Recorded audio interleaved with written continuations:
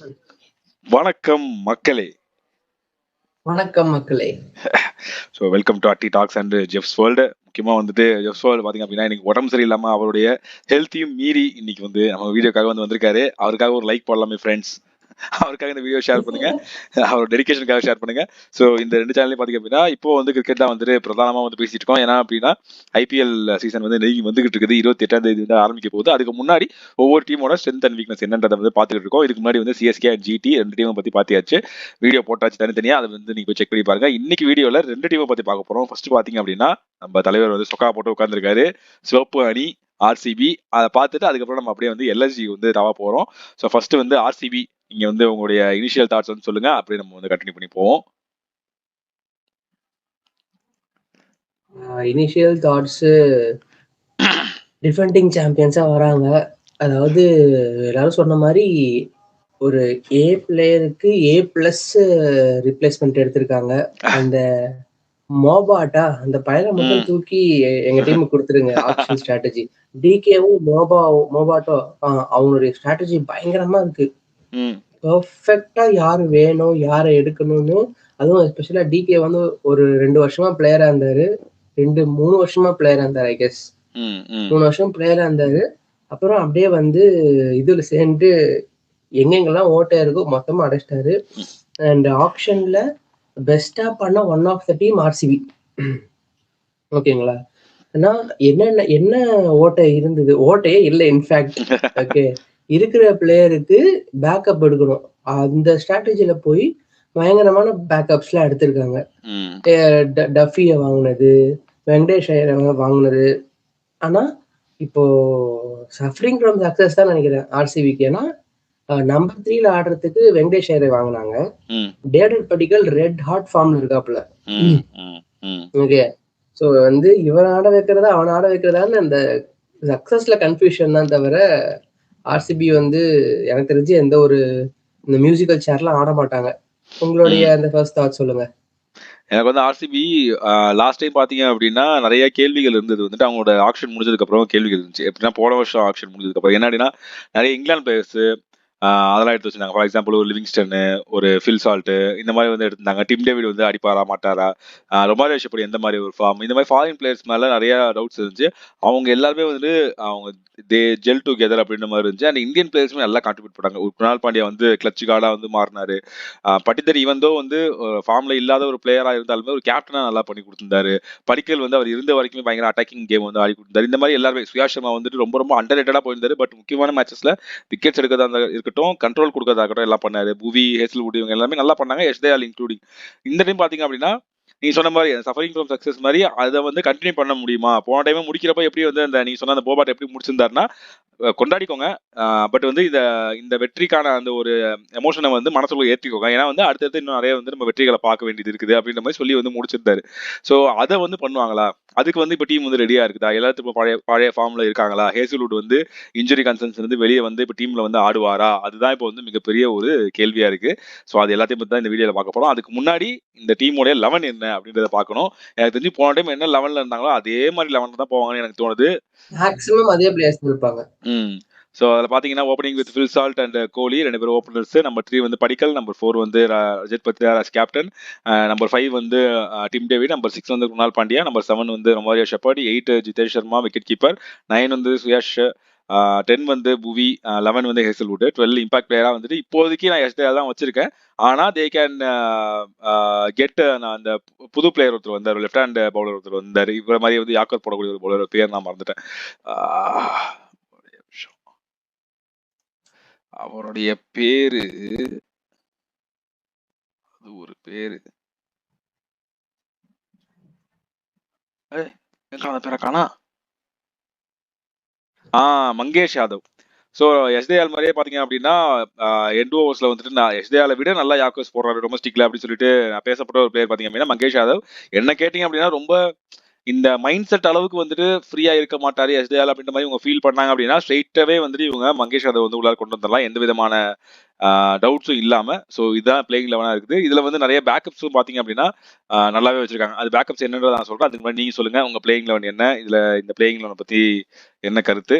இல்ல நான் பேக்கப் சொல்லிடுறேன். சொன்ன மாதிரி வந்து எடுத்த பிளேயர்ஸ் எல்லாருமே வந்து ம் டைரக்ட் 11ல ஆட வைக்கிற பிளேயர்ஸ் தான். சரிங்களா? நான் ம் எடுத்த டீம் வந்து அதேதான்.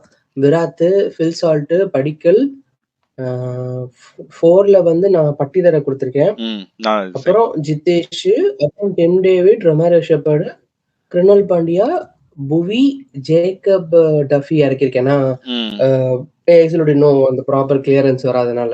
அவர் இன்னும் அந்த நேஷனல் ஐ மீன் இந்த கிரிக்கெட் ட்ரெய்னிங் அகாடமில பவுலிங் போட்டு தான் இருக்காரு. ம் ம் கிளியரன்ஸ் வாங்குறதுக்கு. ம் ஸோ அவரு, Jacob Duffy Jacob Duffy, Suyash Sharma, அதேதான் யாஷ் தயால அண்ட் அந்த மங்கேஷ் யாதவ் வந்து இம்பாக்ட் பிளேயர் என் ம் டீம்ல. ம் ம் ம் இதுல இதான் பாத்தீங்க என்னோட 12.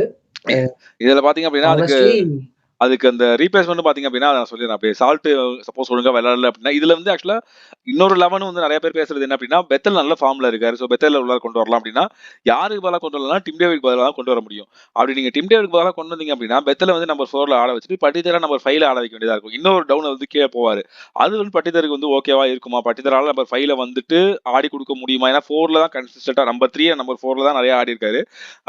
ஸோ அது பண்ண முடிஞ்சால் பட்டிதர் அந்த வந்து எனக்கு ஓகே நான் நம்பர் 5 எடுத்துக்கிறேன் அப்படின்னா உங்களுக்கு வந்து பெத்தல் நல்ல ஹாட் ஃபார்ம்ல இருக்காரு. டிம் டேவிட் அந்த அளவுக்கு பெரிய ஃபார்ம்ல இல்ல. நீங்க வந்து பெத்தல் கிட்ட இருந்து ஒரு ஓவர் 2 ஓவர் கடன் வாங்க முடியும் அப்படின்னா பெத்தல் கூட ஆடலாம். ஆனா என்னுடைய இது வந்துட்டு டிம் டேவிட் வந்து அவரு 14 மேட்ச்ல 14 மேட்ச் ஆடுவாரான்னு தெரியல. ஆனா 4 மேட்ச் ஆடினா 4 மேட்ச் கன்ஃபார்மா வின். அந்த ஆர்சிபி வந்து டீம் ஸ்கோர் வந்து எங்கேயோ கொண்டு இல்ல போயிடுவாரு. இன் சச் கேஸ் வந்து நம்ம சால்ட்ட உட்கார வச்சுட்டு பெத்தல கொண்டு வரலாம். ஏன்னா ஆ. வந்து போன வருஷம் தானே பண்ணாங்க. சிஎஸ்கேக்குள்ளலாம் பெத்தலும், கோலியும் தான் ஓப்பனிங் ம், வந்திருந்தாங்க. ம், ம், ஸோ ம், நீங்க எதுக்கு டிம் டேவிட தூக்கி நீங்க ஒரு ஒரு ஃபினிஷர் எடுத்தீங்கன்னா 2 சாலிட் ஃபினிஷர் டீம்ல இருக்காங்க. ம், Tim David and Romario shepherd. நீங்க ஏன் ம். ஃபினிஷர் மேல கை வைக்கிறீங்க? ஸோ இல்ல என்னதான் இருந்தாலும் இதுவும் பெத்தல் பேசுனாங்க. சாலிட் தான். இதுவும் வந்துச்சு. அதனால சொன்னேன். இதெல்லாம் மோபாட் பார்த்தோன்னா செருப்பால அடிப்பான். ஏன்டா இவ்ளோ பெரிய டீம் எடுத்துக்கிட்டு நீ டிம் டேவிட வெளிய உட்கார வைக்கிறியா? அப்படின்னு. ஏன்னா சால்ட் ஃபார்ம்ல தான் இல்ல. ஒரு 3 மேட்ச் பார்ப்பாங்க. ம். சால்ட் சரியா பெர்ஃபார்ம் பண்ணலன்னா, பெத்தல ஆட விட்டுட்டு சால்ட்ட வெளிய எடுப்பாங்க. அந்த அந்த ஸ்பாட்ல. ஸோ எனக்கு தெரிஞ்சு மேல தான் அவங்க கை வைப்பாங்களே தவிர, கீழ நல்லா ஆடுற பிளேயர்ஸ் மேல கை வைக்க மாட்டாங்க. ம். சொன்ன மாரி இப்ப சால்ட்டுக்கு பாத்தீங்கன்னா, பெத்தல் வந்து ரீப்ளேஸ்மெண்ட்டா இருக்காரு. படிக்கலுக்கு வந்து வெங்கடேஷ் ஐயர் வந்து ஒரு பேக்கப்பா இருக்காரு. டிம் டேவிட்க்கு பாத்தீங்க அப்டின்னா, டிம் டேவிட் இல்ல. சப்போஸ் பவுலிங்ல எங்கேயாவது கொஞ்சம் பவுலிங் பிளஸ் கொஞ்சம் பேட்டிங் வேணும் அப்டின்னா, ஜார்டன் காக்ஸ் வந்து இருக்காரு. அதுக்கப்புறம் பாத்தீங்கன்னா, குணாலுக்கு பாத்தீங்க அப்டின்னா, சத்விக் ம். தேஸ்வால்னு ஒருத்தர் இருக்காரு. சுயாஷ் சர்மாக்கு பாத்தீங்க அப்டின்னா, ஸ்வப்னில் சிங் ஒருத்தர் இருக்காரு.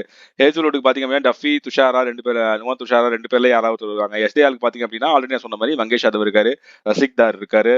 புவிக்கு பதிலா கூட ரசிக் தார். இந்த மாரி யாராவது இன்ஜுரி இல்ல கொஞ்சம் ஃபார்ம்ல இல்ல அப்டின்னா, இந்த மாரி ஆட்கள் கொண்டு வரலாம். சோ இது வந்து நல்ல ரீப்ளேஸ்மெண்ட்ஸும் வச்சிருக்காங்க. ஃபாரின் பிளேயர்ஸ் கொண்டு நல்ல ரீப்ளேஸ்மெண்ட்ஸ் வச்சிருக்காங்க. அது இவங்களுடைய பெரிய பாசிட்டிவ். வேற என்ன இவங்களோட பாசிட்டிவா இருக்குன்னு சொல்லுங்க. நம்ம அதுக்கப்புறம் வந்து முடிச்சுட்டு நெகட்டிவ் போலாம். எனக்கு தெரிஞ்சு அந்த டீம் என்விரான்மென்ட் அதே கோர் கப் வின் பண்ண டீம் கோர ரிட்டெயின் பண்ணும்போது ஒரு பெரிய பாசிட்டிவ் தான். ம். ஓகே. ஈவன் தோ அவங்கள வந்து கண்டுபிடிச்சிருப்பாங்க. அவங்கள வந்து நீங்க லைக் நுக் அண்ட் கார்னர்ல அனலைஸ் பண்ணியிருப்பாங்கனாலும், அந்த டீம் அகைன் கப் அடிச்சுட்டு போன டீம் அகைன் ஒண்ணு சேருது. இப்போ நம்ம 2 பேர் 11ல எடுத்தாலுமே, ஃபைனல்ல ஆடுன 9 அவுட் ஆஃப் 12 நம்ம டீம்ல இருக்காங்க. ம். ம். ம். அதே 9 அவுட் ஆஃப் 12 தான் ரெப்ரசென்ட்டும் பண்ண போறாங்க. ம். அப்டின்னும்போது, அந்த ஒரு வின்னிங் ஸ்ட்ராட்டஜியே ஒரு ஸ்ட்ரெங்த் தான். ம். அவங்களோட மிகப்பெரிய பாசிட்டிவ் இதே 9 டீமையும் போன வருஷம் நம்ம தோற்கடிச்சோம். நம்ம ம். 9 பேரும் சேர்ந்து. ம். 9, 10 பேர் சேர்ந்து. ஸோ நம்ம 2 பேர் எக்ஸ்ட்ராவா புதுசா வரவங்கள்ட்ட அதே ஸ்ட்ராட்டஜி சொல்லி, ம். நம்ம அவங்கள க்ரோ பண்ணுவோம். புதுசா புதுசா கலச்சிட்டுலாம் யாரையும் எடுக்கல. ம். ஸோ அந்த ஒரு கோர் டீமோட அப்படியே போய் கப் அடிச்ச ஸ்ட்ராட்டஜி சிஎஸ்கே, எம்ஐலாம் பல வருஷம் பண்ணியிருக்காங்க. ம். அதே ஸ்ட்ராட்டஜிய தான் வந்து ஆர்சிபி இந்த வருஷம் அப்ளை பண்ணியிருக்கு. And RCB is definitely a team to watch out for இந்த ஆக்ஷன்ல, இந்த ஐபிஎல்ல. ம். இன்னொரு பாசிட்டிவா நான் பார்க்கறது என்ன அப்படின்னா, நான் சொன்ன மாரி நெறைய ரீப்ளேஸ்மெண்ட்ஸ் இருக்கு. அண்ட் அவங்கள உள்ளார கொண்டு வர்றப்போ, சில டீம்ல நான் வந்து இதுவரைக்கும் ஒரு ஆல்மோஸ்ட் ஒரு 8 டூ 7 டீம்ஸ் வந்து பார்த்து வச்சிருக்கேன். அதுல பார்த்தீங்க அப்படின்னா, ரீப்ளேஸ்மென்ட் பிளேயர்ஸ வந்து இல்ல பேக்கப் பிளேயர்ஸ் உள்ளார கொண்டு வரப்போ காம்பினேஷன் பயங்கரமா அடி வாங்குது. எதிர் அவங்க கிட்ட வந்து ஒரு ஆல்ரவுண்டருக்கு பதிலா ம். எதிர் ஒரு பவுலரோ இல்ல பயங்கரமான ஒரு பேட்ஸ்மேனோ இருக்காங்க. எக்ஸாக்ட் ரீப்ளேஸ்மெண்ட்ஸ் இல்லாம இருக்குது. இல்ல அவங்கள கொண்டு வந்தாங்க அப்படின்னா, அவங்களோட பேட்டிங் பொசிஷனு அவங்களோட பவுலிங் வேரியேஷன் இந்த மாதிரி சொல்லிட்டு நிறைய வந்து மாறுச்சு. ஆனா இதுல பாத்தீங்க அப்படின்னா அப்படியே லைக் டு லைக் இருக்காங்க. டப்புனு இவன் போனானா அவனை தூக்கிட்டு வா, இவன் போனானா அவனை தூக்கிட்டு வா, இந்த பவுலர் போச்சா அந்த பவுலர் தூக்கிட்டு வா அப்படின்ற மாதிரி இருக்குது. அது அவங்களுடைய பெரிய பாசிட்டிவ். அடுத்து பாத்தீங்கன்னா இவங்க ஆடக்கூடிய கிரவுண்ட் 5 மேட்ச் வந்து பெங்களூர்ல ஆடுறாங்க, இன்னொரு 2 மேட்ச் வந்து ராய்ப்பூர்ல ஆடுறாங்க. எல்லாமே பேட்டிங் பிச் தான். த்ரீபுர் ஆல். ஆமா. சோ எல்லாமே பேட்டிங் பிச் தான். சோ அப்படி இருக்கிறப்போ ஃபில் சால்ட், டிம் டேவிட் மாதிரி ஆட்கள் வந்து ஃபார்ம்ல இல்லைனா கூட பட்டுச்சு அப்படின்னா ஈஸியா ஒரு 25 to 30 ரன்ஸ் வரும். ஸோ அதுதான் மேட்ரு. ஸோ அது வந்துச்சு அப்படின்னா அங்க வந்து கான்ஃபிடன்ஸ் எடுத்துட்டு இவங்க வந்து அடுத்த த்ரூ அவுட் டோர்னமெண்ட் போறதுக்கு சான்சஸ் இருக்குன்றதான் சொல்றேன். பெங்களூர் ஹோம் கிரவுண்டா இருக்கிறதுனால சான்சஸ் இருக்குன்னு நான் சொல்றேன்.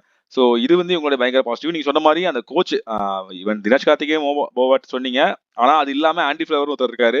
ஸோ அது இல்லாம ஸோ இவங்க இந்த மாதிரி இருக்கிற ஆட்கள் இந்த முக்கியமா அவர்தான் வந்து ஹெட் கோச்சா இருக்காரு. ஸோ இந்த மாதிரி அந்த செட்டப் அவங்களுடைய அந்த வின்னிங் அந்த எப்படின்னு கத்து கொடுத்துட்டாங்க. இதுக்கு ஆர்சிபி வந்துட்டு இவ்வளவு தோத்தாங்க அப்படின்னா அதுக்கு முக்கியமான காரணம் பிளேயர்ஸ்ன்றதை தாண்டி எப்படி வின் பண்ணுன்றத அங்க வந்து கோச்சஸா இருக்கட்டும், அங்க இருக்க என்னதான் எக்ஸ்பீரியன்ஸ் பிளேயர்ஸா இருக்கட்டும், அவங்களுக்கு யாருக்குமே தெரியாமலே இருந்துச்சு. எப்படி இந்த ஒன்னா டீமா ஃபார்ம் ஆகி எப்படி ஜெயிக்கிறதுனே தெரியாம இருந்துச்சு. போன டைம் தான் கரெக்டா ஒரு டீமா ஃபார்ம் பண்ணாங்க. பவுலர்ஸ் நல்லா போட்டு கொடுத்துருந்தாங்க, அதனால வந்து ஜெயிச்சாங்க. அதை வந்து இந்த டைம் கண்டிப்பா கண்டினியூ பண்ணுவாங்க. எப்படி அதை கண்டினியூ பண்ணுன்றதும் இந்த ஆட்களுக்கு தெரியுது கோச்சிங்க்கு. ஏன்னா அவங்க வந்து ஆண்டி ஃபிளவர் பாத்தீங்க அப்படின்னா ஆல் ஓவர் தி வேர்ல்டு நிறைய லீக்ஸ்ல போய் ஜெயிச்சுட்டு வந்திருக்காரு. ஸோ அவருக்கு கண்டிப்பா தெரியும். ஸோ அது ஒரு பெரிய பாசிட்டிவா இருக்கும்.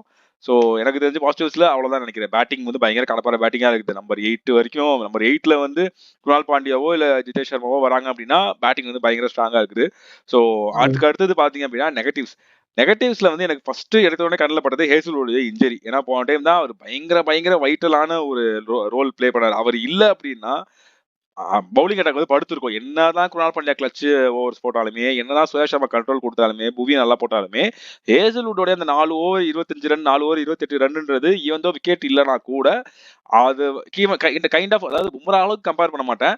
ஆனா ஆர்சிபிக்கு ஒரு பயங்கரமான ஒரு லீடு, இந்த 4 ஓவரை பார்த்து ஆடிக்கணுமான்னு நினைச்சது வந்து ஹேசல்வுட்டோட ஓவர்ஸ். அவர் வரல அப்படின்னா ஈவன் தோ டஃபி வச்சு நீங்க ரீப்ளேஸ் பண்ணாலும் சரி, நுவான் துஷாரை வச்சு ரீப்ளேஸ் பண்ணாலும் சரி, என்ன காம்பினேஷன் மாத்தினாலும் சரி, ஆர்சிபி பயங்கரமா கஷ்டப்படுவாங்க. அதுதான் எனக்கு ஃபர்ஸ்ட் படுற நெகட்டிவ். கண்டிப்பா. ஏன்னா வந்து அதான் ஹேசல்வுட் இஸ் த டிஃபரன்ஸ். அவர் நீங்க சொன்ன மாதிரி விக்கெட்டே எடுக்கல. அவருடைய ஸ்பெல்ல நீங்க ரன் பாத்தீங்கன்னா அந்த கண்ட்ரோல் பண்றது ஒரு ஸ்ட்ராட்டஜி இருக்கு. விக்கெட் முக்கியமே கிடையாது. இந்த ஐபிஎல் 18 வருஷம் ஐபிஎல்ல பும்ராவும் சரி நரேனும் பர்பிள் கேப் வின் பண்ணதே இல்லை. ஆனா 2 பேரும் greatest of all time bowlers அந்த ஐபிஎல் நீங்க எடுத்தீங்கன்னா. ஸோ அதே தான் வந்து ஹேசல்வுட் இஸ் ஃபார் ஆர்சிபி. ஒருவேளை அவர் ஆட முடியாம இப்போ டஃபி ரீப்ளேஸ் பண்ணாருன்னா அங்கேயே வந்து ஆர்சிபி ஃபேன்ஸ்க்கும் சரி பிளேயர்ஸ்க்கும் சரி ஒரு மாதிரி நெகட்டிவ் ஆயிரும். அது ஒரு மேபி ஒரு ஃபர்ஸ்ட் நீங்க சொன்ன மாதிரி ஃபர்ஸ்ட் நெகட்டிவ் பாயிண்டா இருக்கலாம். ஓகே, எனக்கு தெரிஞ்சு ஹேசல்வுட் வில் டெஃபினெட்லி பிளே. அவர் வந்து அந்த டீமுக்காக ஆடணும்னு தான் அவருடைய எல்லா இதையும் கொடுத்துட்டு இருக்காரு. ஓகேங்களா, ஒரு வேலை ஆட முடியலாம் அது நெகட்டிவ் ஆகும். அண்ட் அது நெகட்டிவ் பெருசா கன்சிடர் பண்ண மாட்டாங்கன்னு நினைக்கிறேன். ஏன்னா அவங்கள்ட்ட like to like replacement Duffy இருக்காரு. டஃபியை வளர்த்து விடலாம். பட் ஆனஸ்ட்லி ஹேசல்வுட் மாதிரி வர முடியாது. But let's see. நெகட்டிவ்னா இந்த ஒரு பாயிண்ட் தான் வந்து நெகட்டிவா இருக்கு. டீம் பயங்கர ஸ்ட்ராங்கா இருக்கு எனக்கு தெரிஞ்சு. இன்னொரு விஷயம் நான் நெகட்டிவா பார்த்தது என்ன அப்படின்னா, அதாவது நான் எப்படி வந்து பேட்டிங் வந்து இவங்கெல்லாம் ஃபார்ம்ல இல்ல, மேபி பெங்களூருக்கு வந்துட்டா மேபி அந்த பிட்ச்ல வந்து ஃபார்முக்கு வரலாமோ அப்படின்னு தோணுச்சு நான் சொன்னேன். அப்படின்னு அந்த மாதிரி பவுலர்ஸ் பாத்தீங்க அப்படின்னா குணால் பாண்டியா, சுயாஷ் சர்மா, புவி, ஹேசல்வுட் வந்து இன்ஜுரியில வந்து ரொம்ப நாளா பவுலிங் போடல. எஸ்தேஆல் இவங்க யாருமே ரீசெண்ட் டைம்ஸ்ல பவுலிங் போடவே இல்லை. எங்கேயுமே பவுலிங் போடல பெருசா. மேபி டொமஸ்டிக்ஸ்ல அங்கங்க இருந்திருக்கலாம். பட் ஒரு இன்டர்நேஷனல் மேட்சஸ்லயோ இல்ல பயங்கரமா வந்து ஒரு கண்டினியூஸா வந்து பவுலிங் போட்டுட்டு இருக்காங்க. இன் டச் இருக்காங்களான்னு கேட்டா இல்ல. ஒரு மும்பை இந்தியன்ஸ் எடுத்து பாத்தீங்க அப்படின்னா ஒரு ஹர்திக் பாண்டியா, பும்ரா, ஸ்கை, திலக் வர்மா, இஷன் கிஷன், ஐ மீன் எஸ்ஆர்எஸ்ல பாத்தீங்கன்னா இஷன் கிஷன் இவங்கலாம் வந்து அப்படியே ஆடிட்டு அப்படியே இங்க கண்டினியூ ஆகுறாங்க.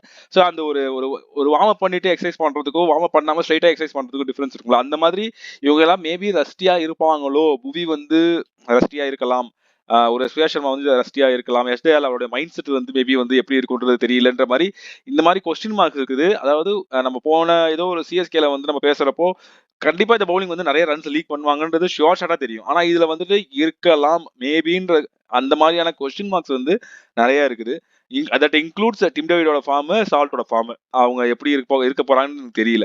ஸோ இது எல்லாத்தையுமே போன டைம் வந்து ரொம்ப அழகா பண்ணியிருந்தாங்க. எப்படின்னா அந்த 7 மேட்ச் வரைக்குமே லிவிங்ஸ்டனுக்கு வந்து இது கொடுத்துட்டே இருந்தாங்க, சான்ஸ் கொடுத்துட்டே இருந்தாங்க. பார்த்தாங்க, அதுக்கப்புறம் பிடிச்சி அவரை தூக்கி ரீப்ளேஸ் பண்ணிட்டு வேற ஆளை கொண்டு வந்துட்டாங்க. டிம் டேவிட் இவர் ரொமாரேஷ் படம் உள்ளால கொண்டு வந்துட்டாங்க. ஸோ அந்த மாதிரி இவங்க கண்டிப்பா வந்து ஃபர்ஸ்ட் ஒரு இனிஷியல் ஒரு 4-5 மேட்சஸ் பார்ப்பாங்க. அதுவும் முக்கியமா பெங்களூர் பிச் மாதிரி அங்க எப்படி பண்றாங்கன்றத பார்த்துட்டு அதுக்கப்புறம் ரீப்ளேஸ்மெண்ட்டுக்கு போகணும். அது வந்து செட் ஆகணும். செட் ஆகி அங்கேயும் வந்து அந்த வின்னிங்கையும் வந்து கண்டினியூ பண்ணணும். ஸோ அந்த இனிஷியல் ஃபேஸ் ஒரு 4-5 மேட்சஸ்ன்றது ரொம்ப ரொம்ப முக்கியமானதா இருக்கும். ஸோ அது மட்டும் தான் எனக்கு தெரிஞ்சு நெகட்டிவ்ஸா இப்போதைக்கு எனக்கு கண்ணில் படுது. So let's see. இதை வச்சு இப்போ நடுவில் டிஒய் பாட்டீல் டோர்னமெண்ட் நடக்குது. நடந்து முடிச்சுன்னு நினைக்கிறேன். அது வந்து என்னன்னா ஐபிஎல் கூட ஒரு சின்ன வார்ம் அப் மாதிரி. ஓகேங்களா? இப்ப எப்படி நம்ம ரஞ்சி டிராஃபி போறதுக்கு முன்னாடி தமிழ்நாடு வந்து புஜிவாகுன்னு ஒரு டோர்னமெண்ட் தமிழ்நாடுக்குள்ள. அதே மாதிரி மும்பைல வந்து டிஒய் பாட்டீல் டோர்னமெண்ட் நடக்கும் எல்லா ஐபிஎல் முன்னாடியும். எல்லா டீம்ல இருந்தும் நிறைய பேர் நல்லா பண்ணிட்டு இருந்திருக்காங்கன்னு தான் நியூஸ் வந்தது. அண்ட் ஆர்சிபில வந்து புவி, கிருணல் பாண்டியா அண்ட் சுயா சர்மாலாம் நல்லா தான் பவுலிங் போட்டிருக்காங்க. இன்னும் ஒரு 8 எக்கானமி விட்டாலும் they are getting the wickets. So எனக்கு தெரிஞ்சு நீங்க நியூபீஸ் கூட விட்டுறலாம். கிருணல் பாண்டியா, புவனேஸ்வருக்குலாம் வந்து ஏதோ அவங்க பவுலிங் போடலாம் நல்லா போட்டுருவாங்க. ஏன்னா நீங்க கிருணல் பாண்டியா வந்து போன வருஷம் பாத்தீங்கன்னா அவர் டீமுக்கு வரும்போது அதுக்கும் முந்தின அந்த ஒரு 2024 ஆஃப்டர் ஐபிஎல்ல இருந்து 2025 பிஃபோர் ஐபிஎல் வரைக்கும் எங்கேயும் பெர்ஃபார்ம் பண்ணல. அவர் எங்கேயுமே ஆடல. ஓகே, ஸ்ட்ரைட்டா டைரக்டா வந்தது ஐபிஎல் தான். ஸோ அந்த மாதிரி கேலிபர்ல இருக்க ஒரு பிளேயர். அண்ட் அவங்க 2 பேருக்கும் வந்து லைக் பிளேயிங் கிரிக்கெட் ஒரு விஷயமா இருக்காது. அவங்க வந்து ஃபர்ஸ்ட் ஒரு 2-3 மேட்ச்ல அந்த இதை புடிச்சிருவாங்க. Let's hope for the best. நீங்க ரொம்ப லோக்கியா இருக்கீங்க. டீம் பயங்கர ஸ்ட்ராங்கா இருக்கு அப்படின்னு நான் வந்து நெஞ்ச நிமித்தி சொல்றத வந்து வேணாம், லோக்கியா இருப்போம்னு நீங்க இருக்கீங்க. இல்ல நம்ம எப்பயுமே நம்மளுடைய டீம் பாக்குறப்ப கொஞ்சம் இருக்குமோ அப்படின்னு ஒரு பயம் அதிகமா இருக்கும். அந்த மாதிரி கொஞ்சம் பயம் அதிகமா இருக்குது. பட் ஸ்டில் இந்த பேட்டிங் அண்ட் இந்த பவுலிங் வித் எக்ஸ்பீரியன்ஸ் கண்டிப்பா அந்த பிளே ஆஃப்ஸ் போறதுக்கு நல்ல ஒரு கண்டென்ஷன்ல இவங்க இருப்பாங்கன்னு தோணுது. எனக்கு இது வரைக்கும் நான் பேசுனதுலேயே கொஞ்சம் ஓரளவுக்கு இப்போ நான் போன டைம் வந்து சிஎஸ்கே, ஜிடி, 3வது ஆர்சிபி பேசுறேன். இந்த 3 டீம்ல ஆர்சிபி வந்து போறதுக்கு சான்ஸ் அதிகமா இருக்குன்னு நான் வந்து சொல்றேன். நீங்க என்ன சொல்றீங்க? Sure shot RCB play off. Sure shot play off. நான் வந்து இப்போதைக்கு யாருக்கு கொடுத்துருக்கேன்? எடுத்த 3 டீம்ல 2 டீம் பிளே ஆஃப் கொடுத்துருக்கேன். சோ இது ஆக்சுவலா என்னன்னா நம்ம வருவோம். சொல்லுங்க. அதான் அந்த ஒரு கான்செப்ட், அது ஒரு வீடியோவா போடலாம் நீங்கல்ல. இப்ப இருக்கா இல்லையான்னு மட்டும் சொல்லுவோம். நாம அந்த டாபிக் வருவோம். கண்டிப்பா. எனக்கு ஆர்சிபி ஷூர். 2 பிளேயர்ஸ் நல்லா பண்ணுவாங்க அப்படின்னா ஆர்சிபிக்கு யார் சொல்வீங்க? ஆர்சிபினா வந்து நான் ஆல்வேஸ் மேட்ச் சொல்றது வருஷத்துக்கு 700 ரன் தேத்தும் எங்கள் அண்ணன் விராட் கோலி. அதுவும் வந்து பயங்கர ஃபார்ம்ல இருக்காப்ல மனுஷன். இந்த நீங்க ஓடிசிஸ்லாம் எடுத்துட்டீங்கன்னா கொலவெறி ஃபார்ம்ல இருக்காரு. Okay, Virat Kohli is always Virat. So கோலிய வந்து ஒருத்தரா நான் பிக் பண்றேன். அண்ட் இன்னொரு பேர் ஆர்சிபில இருக்க ஃபார்ம் கன்சர்ன்ல ஜேக்கப் பத்தலுக்கு சான்ஸ் கிடைச்சா ஒரு சர்ப்ரைசிங்கா ஏதாவது பண்ணலாம். ஓகேங்களா? ஒரு இப்போ ஃபில் சால்ட் 2 மேட்ச் 3 மேட்ச் ஆடலன்னா அடுத்து அங்க ஒரு 11 மேட்ச் ஜேக்கப் பத்தல கொடுத்தீங்கன்னா ஒரு 500-550 ரன்ஸ் தேடுறதுக்கு நிறைய சான்ஸ் இருக்கு. இது ஆர்சிபில 2 பிளேயர். நீங்க ஆர்சிபில 2 பேர் சொல்லுங்க. எனக்கு வந்து மேபி நீங்க கோலி சொல்லிட்டீங்க. கோலி ஆல்வேஸ் அவர் பண்ணுவார் தான். சேம் பிளேயர் சொல்லக்கூடாதுன்னா இந்த பக்கம் தான் படிக்கல் சொல்லலான்னு இருக்கேன். ஏன்னா அவர் வந்து டொமஸ்டிக்லயே பாத்தீங்கன்னா பயங்கரமா அடிச்சு நொறுக்கிட்டு இருக்காரு. படிக்கல் நம்பர் 3ல வந்து போன டைமே அவர் கொடுத்த அந்த ஒரு த்ரஸ்ட் இருக்குல்ல வச்சு ஒரு ஆக்சிலேட்டர் ஒன்று கொடுத்தாரு. அவர் பார்த்தீங்கன்னா ஸ்லோவா ஆடுவாரு. சரி கொஞ்சம் வந்து சிங்கிள் ரொட்டேட் பண்ணி கொடுப்பாரு. கோலியோ சால்ட்டா ஆடி கொடுத்துருவாங்க. அந்த மாதிரி நினைக்கிறப்போ இவர் வந்து டப்பு டிப்புன்னு ஒரு 4-6 அடிச்சு அந்த மொமெண்டத்தை அப்படியே கேரி பண்ணி கொண்டு போனாரு. ஸோ அதே மாதிரி இந்த டைம் பண்ணுவாருன்னு எனக்கு தோணுது. படிக்கல் ஈவன் தோ ஒரு 500-600 அடிக்கலாம் கூட இவருடைய 300 ரன்ஸ் மேபி 350 ரன்ஸ் வந்து ரொம்ப ரொம்ப குரூஷியலா இருக்கும்னு எனக்கு வந்து தோணுது. அண்ட் பவுலிங்ல பாத்தீங்க அப்படின்னா மேபி வந்து லாஸ்ட் டைமே வந்து சுயா சர்மா சூப்பரா போட்டு கொடுத்திருந்தாரு. அவர் வந்து இந்த டைம் நல்லா போடுவாருன்னு எனக்கு வந்து தோணுது. அதே மாதிரி கண்ட்ரோல் கொடுத்தோ 6 விக்கெட்ஸ் எடுத்தோ அவர் நல்லா போடுவார்னு தோணுது. ஸோ இதான் மக்களே இந்த வீடியோக்கான வந்து எங்களுடைய எங்களுடைய கருத்துக்கள், உங்களுடைய பிளேயிங் லெவன் என்னது கமெண்ட் செக்ஷன்ல போடுங்க. அண்ட் இந்த வீடியோ பிடிச்சா லைக் பண்ணுங்க, ஷேர் பண்ணுங்க, மறக்காம 2 சேனலுக்கும் சப்ஸ்கிரைப் பண்ணி வச்சுக்கோங்க. பக்கத்துல இருக்க பெல் ஐகானை கிளிக் பண்ணிக்கோங்க. இதே மாதிரி இன்னொரு சூப்பரான வீடியோட உங்களை வந்து மீட் பண்றோம். நன்றி, வணக்கம்.